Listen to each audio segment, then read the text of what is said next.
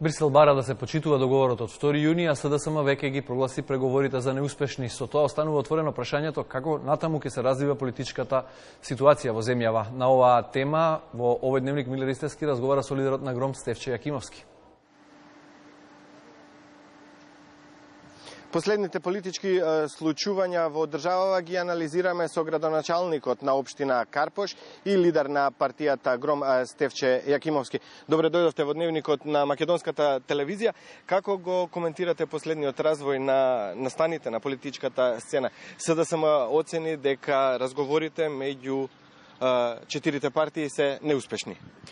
Јас овој епилог и го очекував, затоа што знаев дека СДСМ ако ги прифати одредбите кои што се подпишани пред меѓународната заедница, дека потоа нема игра.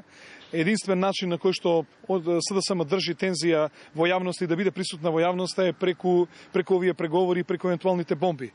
Таман да од страна на премиерот биде прифатено се што сака Зоран Заев и Социјалдемократскиот сојуз, тие следното барање би било ако може да се пролонгират изборите во наредни 18 до 24 месеца, затоа што остануваат без игра, односно треба додат на поле на изработка на програм економски, социјален, инфраструктурен, енергетски, политички програм за стабилност на Република Македонија и овде се поставува едно многу битно прашање.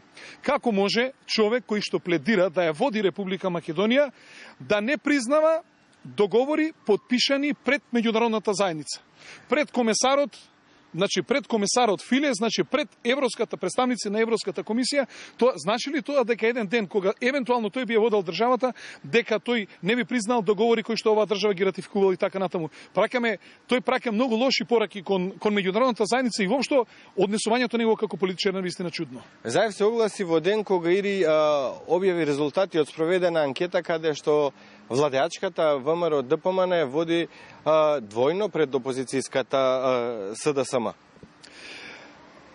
Граѓаните на Република Македонија преку Вашингтон му пратија порака на Зоран Заев. Пораката дека 11%. Ве молам, 11% ние помалите партии, сите што сме да се собереме, јас гарантирам дека има повисок рейтинг од 11%.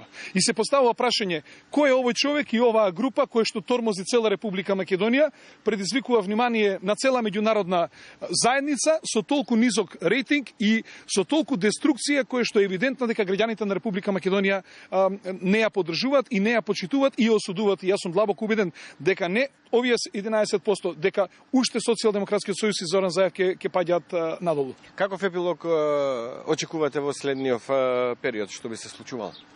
Јас сум длабоко убеден дека нема друго освен да објавуваат нови бомби. Јас еве од ова место јавно го повикувам, нека ја објави и таа бомба што е за Смилковско езеро, да го видиме и тоа чудо, како што видовме многу досега и мислам дека граѓаните полека, но сигурно треба да му порачаат дека треба да си ги собира оние шатори што се наоѓаат пред владата на Република Македонија, затоа што таа улица не е ниту на Никола Груевски, ниту на било кого, таа е на граѓаните на Република Македонија и овој циркус што го прави навистина е безвреден. Но во исто време сметам дека државата треба да продолжи нормално да функционира. Ако не сака избори во април, тогаш Република Македонија ќе се одат нормални избори во 2018 година. Има ли СДСМ капацитет, енергија, како што некои велат, да ги радикализира состојбите?